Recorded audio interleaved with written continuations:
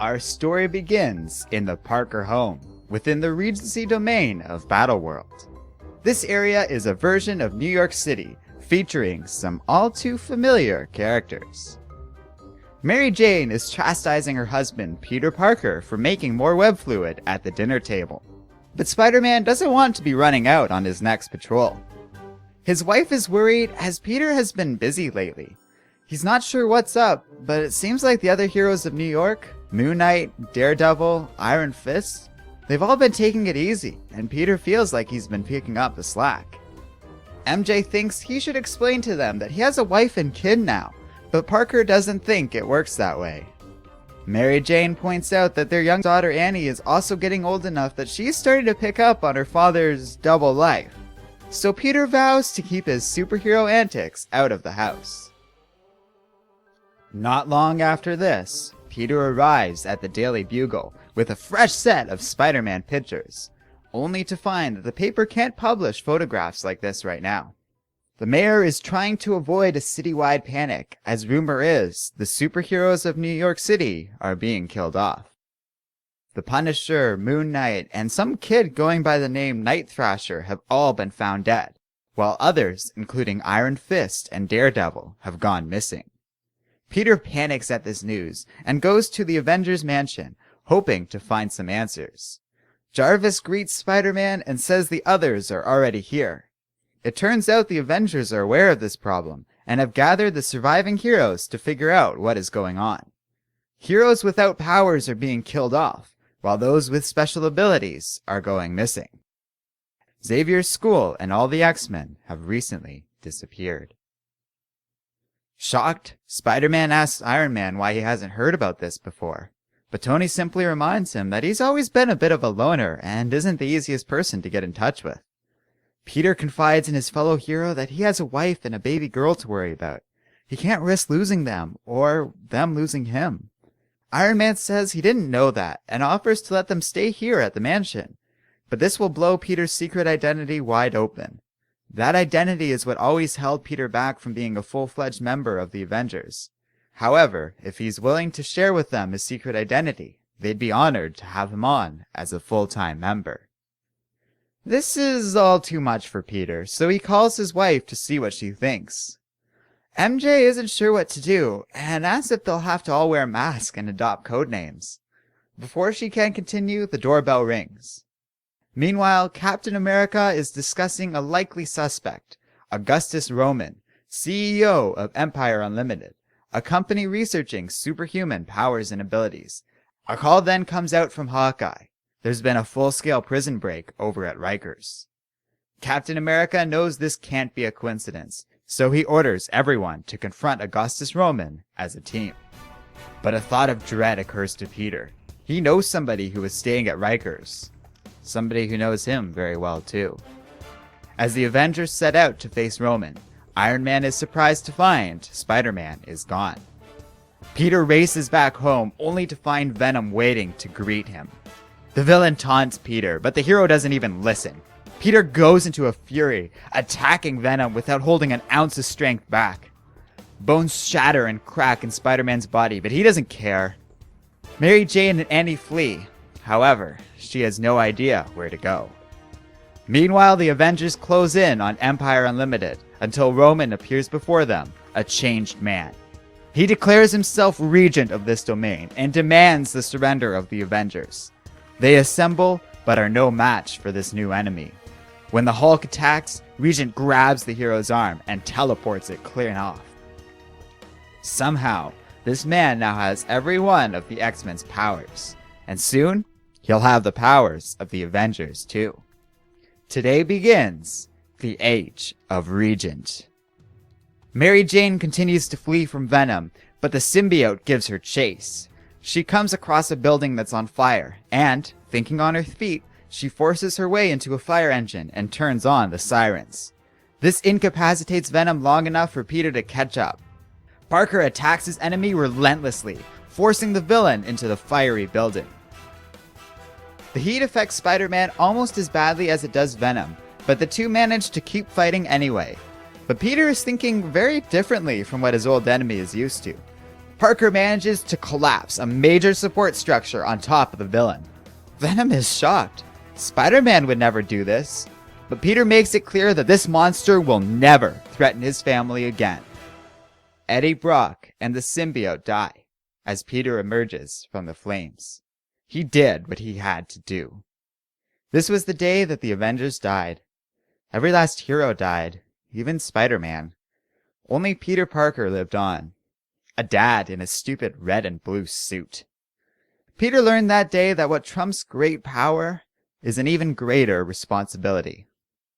As the Vulture carries out a nearby mugging, Parker focuses on Annie, who he reminds to always look both ways before crossing the street. It's not a perfect world, but he looks after him and his, and that's good enough.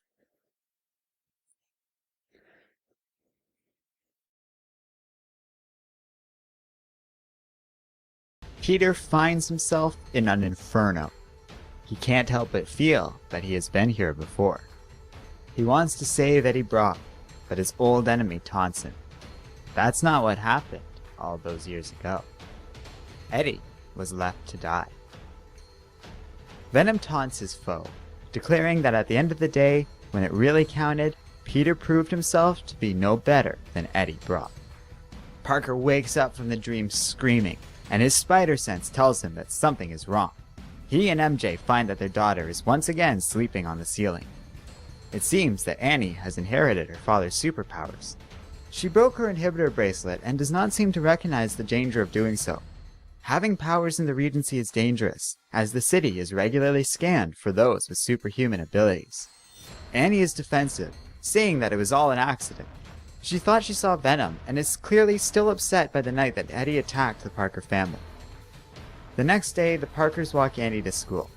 However, when some police cars fly by, Peter takes off to get some photos of the emergency. As he hails a cab, Annie says goodbye to her father. She says that MJ does not need to walk her the rest of the way to school, but her mother insists. Mary Jane takes some time to remind her daughter of the importance of blending in with all the other children. Even if Annie sees someone being bullied or in trouble, she must not use her powers, even if it feels like the right thing to do. Things may seem alright in the Regency, but for those who are special, the world can become a dark place very fast. Annie feels sad, wondering if she isn't special without her powers, so MJ tells her that Annie Mae Parker is one of the most special people in the world.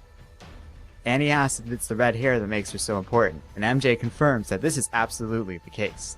After all, she gets that from her mother. Elsewhere, Peter is taking photos of a confrontation. Boomerang, Rhino, and the Shocker are fighting the obscure hero known as D-Man.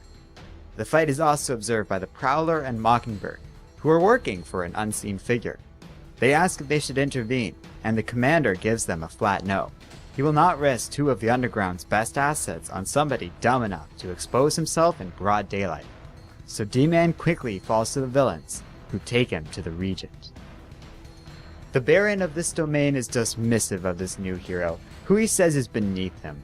Nevertheless, he congratulates Shocker on a job well done, and has D-Man taken away for dissection, on the off chance that the hero's physiology contains something useful. The Regent is then informed by the Beetle that they have detected a child with powers at one of the city's schools. The Baron is pleased at this news and orders his lackeys to bring him the child. Over at the Daily Bugle, Peter comes by to turn in some of his photos. Parker lives in a strange world these days, where he's paid quite well by reluctant Jameson to have his pictures kept secret by the Bugle to avoid upsetting the Regency. One of the journalists tells Jonah that an assault team is heading towards a public school, and hearing this, Peter disappears. Recognizing the school as the one that Annie goes to, Parker is forced to abandon his usual discretion and uses his powers once more, racing through the city. MJ hears the same news and also heads to the school. There, we learn that Annie is actually doing a really good job at not using her powers. Coincidentally, all 5 of the Powers children go to the same school, and they have just been discovered. Annie doesn't know what to do until her father arrives. Peter tells the children to run away while he handles his old enemies. Mary Jane grabs her daughter and runs, while the former Spider-Man orders the Powers kids to do the same before reinforcements arrive. With the children out of the picture, the villains easily fall to Peter. They have difficulty explaining this to the Regent, who dismisses them all as incompetent. This discovery of Spider-Man will require experts, the best men the Baron has at his disposal. He summons the Sinister Six, now bolstered by the newly promoted Shocker, and the villain team is eager to take on the task. Back at the Parker home, the family reels from the day's events. Peter wants to flee, but Mary Jane knows that this will just draw more attention to the family. Running from the Regent is not an option, so MJ insists it is time to unpack. She takes out a Spider-Man suit, which she has been saving for a rainy day. Today was an all-out storm. Peter will have to be smart. He needs to stick to the shadows, so he won't be using his usual red and blue. Annie is shocked to see that MJ is holding a costume that has been haunting her dreams for years, but Peter calms her down. It looks similar, but that monster is gone. He got rid of it years ago. That's what good fathers do, and though Peter swore he would never be Spider-Man again, he will do anything to protect his family. Anything. The Regent is having an appointment with a team of top-level scientists and doctors. He asks if his augmented body will be able to handle the powers of Spider-Man. His doctor is surprised at this question, as Spidey's powers are mid-level at best. Regent's body should easily be able to handle the new powers, even when coupled with those of the Hulk, Professor Xavier, and 24 other superheroes. But that's not what the Regent is worried about. He wants to know if Spider-Man's powers would fade away if absorbed like the other superpowers he has taken. He goes on to state that Spider-Man's powers are special. The Baron of the Regency needs these abilities to accomplish a great task. In this world, nothing else matters, and in comparison, all the other heroes he has gathered is nothing but a collection of worthless junk. Elsewhere, the Tinkerer works alone in his shop, until Spider-Man enters, asking for a set of inhibitor chips. The old villain is amused at this, knowing that Peter has come to him before regarding this technology. Back then, he was happy to help put an end to Spider-Man. Now, he decides to turn the hero in, activating a silent alarm. Peter's spider sense detects this, but it is too late. The Sinister Six expected Peter to visit the Tinkerer, and Dr. Octopus immediately attacks the shop. Outside, the Sandman observes the rest of the Sinister Six moving towards Spider-Man's location. He contacts S.H.I.E.L.D. and asks what he should do. They are uncertain, as they are stretched thin, having just used a lot of resources to save the Powers family. Mockingbird wants to save the hero, even though Spider-Man abandoned the Avengers long ago. The man leading S.H.I.E.L.D., who appears to be Nick Fury, is uncertain about this, and promises to do what he can. Meanwhile, Spider-Man easily dodges his old enemy's attacks. Octopus has changed over the years, having replaced his own limbs with living metal. But Peter doesn't have time for Octavius's antics, and promptly breaks one of his new arms clean off. As these new limbs are hardwired to his brain, Dr. Octopus is moved to tears over the tremendous pain. Still, he mocks Peter, saying that the villains can't be turned over to the authorities anymore, because now they're in charge. Next time, Octavius will be ready for Spider-Man. But Peter tersely replies, there won't be a next time. Later, the rest of the Sinister Six arrive, only to find Octavius badly mauled and crying over his missing arms. Kraven realizes that Peter's behavior is that of a father looking after his cub. He knows his prey, and has a plan to draw Spider-Man out of hiding. At the Parker home, Andy is watching a news broadcast declaring the return of her father. Jameson is back to his old ways, shouting about how Spider-Man is a menace and a threat to everything great the Regent has built over the years. So Mary Jane turns off the TV, but Annie wants to know if the big screaming head guy was right. Her mother clarifies that Spider-Man is no monster, and that, as they've discussed, he's just Annie's father. But Annie points out that they've never really talked about this in much detail, so MJ says she will answer any questions her daughter has about Spidey. The girl asks what he was like, and why he became a hero. So Mary Jane explains what happened to Uncle Ben, and how this turned Peter into a superhero. When asked why he stopped, MJ lies and says it was for no particular reason. Annie asks if it was because Peter lost, but MJ lies once again and says that Peter never lost and won every time. Parker comes home and wishes Annie a good night. He tells MJ that he has everything he needs to make another inhibitor for himself and Annie, when suddenly, a broadcast from the Regent begins. The Baron declares that tomorrow, all students at any school will be subjected to a compulsory screening. The Parker parents know that this means the Regent is well aware that Spider-Man has a child and attends this public school. And they know if they don't go, they will be instantly exposed. They report in to the place where the scans are being held, on the grounds of the former Avengers mansion. Peter asks if his daughter is scared, and Annie admits that she is, but her spider sense is not tingling. Parker reassures his daughter that this just means her inhibitor bracelet is working, and they have nothing to worry about. Sure enough, the Parker family passes the scans and Kraven's sniff test without incident. However, as they try to leave, an alarm sounds. It seems that one of the other school children is a mutant who has just discovered his powers.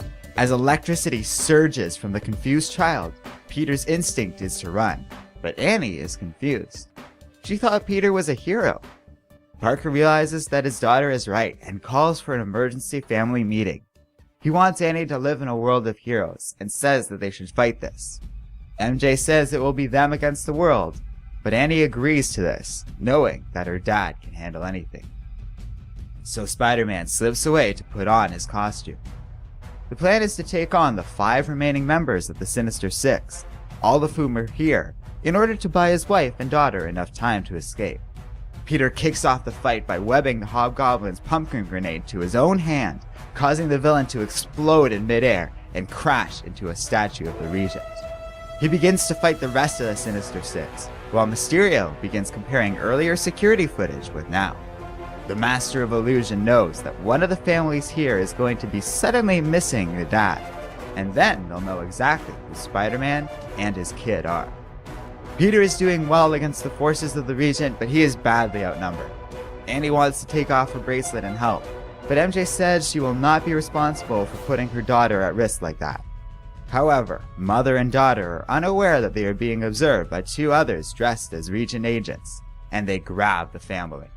As Peter is pinned by Kraven and surrounded by the rest of the villains, all he can do is call out for his family as they are taken away. For the first few years of her life, Annie always thought her middle name was No. Whenever she did what came naturally, her parents went crazy. Even when she used her gifts for the right reason, her parents were always there, freaking out. Just once, she'd like for her mom and dad to say it was okay to use her powers.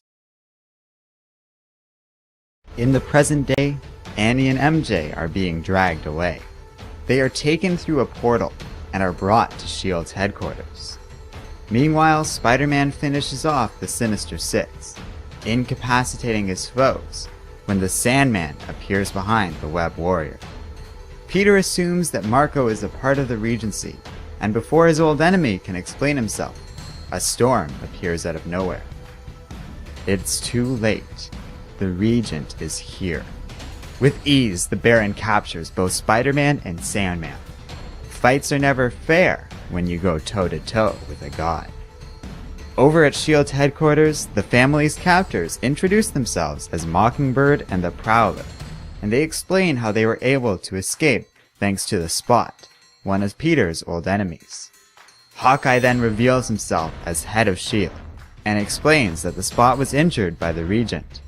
Now, whenever the former villain uses his powers, he takes a little bit of himself with it each time. Hawkeye is frustrated because the portal was supposed to rescue the entire Parker family, and Spot's powers are not to be used unless absolutely necessary. Knowing Annie won't want to hear the rest of this conversation, Jarvis offers to take the young girl to go play with the Powers children. MJ asks why they can't save Peter, and Hawkeye replies they won't risk their lives and a Spot to help somebody that abandoned the Avengers all those years ago. This frustrates Mary Jane, and she tries to punch Clint, only to be stopped by Ben Urich. The former reporter explains how he has been covering for Peter for years, even before the Regency, and that Hawkeye knows that Peter was just trying to save his family. MJ says her family has been doing fine on their own thanks to the inhibitor chips Peter made, so Hawkeye demands to see Annie's inhibitor. Over at the Regent's headquarters, the Baron compliments Spider-Man on his impressive stamina, and says he will be sure to enjoy it. They pass a doctor who is dissecting D-Man, and Peter is filled with guilt at the sight of this. Regent then uses one of his many absorbed telepathic powers to learn of Spider-Man's identity, and he taunts the hero over this information. However, the Baron mentions that he can only use these powers so many times before he loses them, which is why the underground resistance is so frustrating to him. As a result, he begins to interrogate the Sandman. By badly injuring the former villain, the Regent learns of the Resistance's location. Over at S.H.I.E.L.D., the heroes have successfully adapted the inhibitor into an arrow, one that could depower the Regent once and for all. The only thing they need is a sample of the Baron's DNA. Suddenly, Annie appears above them, sporting a new costume courtesy of the Powers family. MJ isn't pleased at this, but Jarvis says the young girl is just letting off some steam. However, the fun abruptly ends when the Regent's forces arrive and begin an attack on S.H.I.E.L.D. Back at the Regent's base, the Baron explains how he is a good man. The heroes were great people, but a necessary sacrifice for a better purpose. The Regent knows he must do battle with a mad god, and the only way he stands a chance against Doom is through the use of Peter's spider sense. Peter calls his captor insane, but it's too late for Spider-Man, who is imprisoned with the others. Sandman asks what's going to happen to him, and the Regent dismisses the villain as useless, and he leaves. Now alone, Marco corrects the Baron. There is something inside of him, a black void, courtesy of the Spot. He may be dying, but he accomplished his mission, and a back door to the Regency has been opened. At S.H.I.E.L.D.'s headquarters, the Powers children are successfully evacuated, but Annie refuses to go, while the Spot is badly injured by the strain of creating yet another portal. Annie begins an attack on the Sinister Six, using her powers to fight dirty and defeat her father's old foes, thoroughly impressing S.H.I.E.L.D. and Mary Jane. The girl declares that she is Annie Mae Parker, and she is a menace. A new portal then opens up, and the Sandman sends a message explaining what happened. Realizing they finally have a way in, S.H.I.E.L.D. enters the portal in order to defeat the Regency. When Mary Jane and Annie see that Peter is also at the Regency, Annie wants to go and rescue her father. But Mary Jane stops her and says that they can save him together, and the two set out to save the day. At the Regent headquarters, the remnants of S.H.I.E.L.D. attack the Baron of this domain, but they are no match against the Despot, who easily knocks his attackers back. Hawkeye, Mockingbird, and Dagger are all scraps, none of whom ever had powers the Regent deemed worthy of stealing. He turns his back on his attackers, not deeming them a threat worthy of his attention. So Hawkeye uses this opportunity to fire the inhibitor arrow, only for the Regent to catch the missile without even looking. He has Peter's spider sense now. Spider-Man is dead. They all are. As Peter slips away, his life flashes before his eyes. But he's surprised that his memories aren't of dodging bullets and pumpkin bombs. He doesn't even think of being bitten by that spider. Peter only remembers the stuff that matters. Love and loss. A first kiss. A last goodbye. A new beginning. Family. Meanwhile, the Regent's scientists are monitoring his powers. Spider-Man's pod is holding with minimal tissue decay, when suddenly, they detect a new power signature within the building. One that is similar to Spider-Man. Annie and MJ appear through the portal and introduce themselves. Annie is then surprised when her mother orders her daughter to go kick some ass.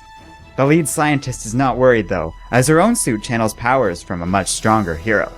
But Annie is hard to hit, and pretty soon, the woman is robustly defeated. Meanwhile, MJ easily handles the non-powered scientists.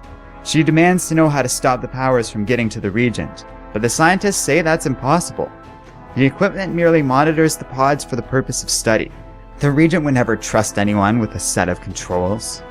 So MJ comes up with a new plan. She orders Annie to begin destroying any pod that Peter isn't in, while she puts on the scientist's power suit. In no time at all, the Regent detects this tampering and bursts into the pod room. But Mary Jane is ready and prepares for a fight. However, over in Peter's pod, he hears Annie shout for her mother. So Peter wakes up, filled with emotion, love, fear, and hate. He bursts through the pod and attacks the Regent, knocking him clear out of the building and all the way down into the city streets. The Regent is frustrated and restates his need for Parker's powers. It has all been for the greater good, and now Spider-Man is ruining everything. But the Regent is rapidly losing his powers as Annie and MJ resume destroying the other pods. In spite of this, his many powers are still more than enough to handle Peter, so Annie wants to go help. MJ tries to stop her, but Annie won't listen. However, before she can go outside, Hawkeye blocks her path. Outside, the Regent realizes that he doesn't need Peter, just a spider sense, and Annie will be more than sufficient. Peter cries out no, but there is nothing he can do. Suddenly, Annie pounces on him and hits him with an inhibitor arrow, given to her by Hawkeye. The Regent finds himself depowered and without his suit. This frustrates the Baron, who knows that this technology is not allowed in his domain, but the Parkers have never been one to follow rules. The Regent calls them fools. His body has been enhanced, and even without his suit, he's more than a match for the father and daughter. But Mary Jane arrives and says he's going to have to deal with all three Parkers. They give him a resounding beating, but the Regent manages to grab Annie by the throat. By now, a crowd has gathered, and they see Roman Augustus for who he really is. As they look on in disgust, Peter begs the Regent to stop, while discreetly grabbing a piece of Mary Jane's power suit. He claims that Annie's spider sense is weaker and offers himself up instead. All he asks is that his family be kept safe, and that he makes sure that Annie does her homework and eats her veggies. She also gets a quarter every week for allowance. This causes Roman to laugh. Peter thinks on why he always tells jokes. It centers himself while calming civilians, and it also rattles the bad guys. With Roman, his eyes are squinting, his vision is impaired, and he tilts his head back, exposing his jugular vein. This madman is holding his daughter by the neck. There's nothing he wouldn't do for her. But Peter has to win this, while being the person that she needs him to be. Father and daughter hug, and Peter realizes he can do this. He can keep her safe without compromise. In this moment, Parker renews his greatest vow. Mary Jane asks what would have happened if his daughter was in real danger, and whether or not he was prepared to kill Roman. Parker doesn't answer, and only smiles at his wife. Meanwhile, S.H.I.E.L.D. manages to cobble together a means to hold the Regent, and they congratulate the Parkers on a job well done. Roman mocks them all, saying that everybody is doomed. When asked about their next move, Annie knows exactly what to do. After all, there's no problem in the world that can't be solved with some banana pancakes. As the family enjoys breakfast together, they remark on Roman's crazy plan to fight some guy named Doom. Annie asks for some syrup, and is reminded to say please. In a perfect world, you'd get a happily ever after. Not us. Every chapter of our lives ends with a big old to be continued. But our story keeps on going, and we wouldn't have it any other way. Hello and welcome to Comic Island. My name is Arden, and this is the complete story of the Amazing Spider-Man, Renew Your Vows. Well, I hope you guys enjoyed this one, because I sure did. It feels like I've talked about this one to death because I have. This is one of those series that I talked about at length with each issue's review, so if you really want my extended opinions on this series, you should check out those videos.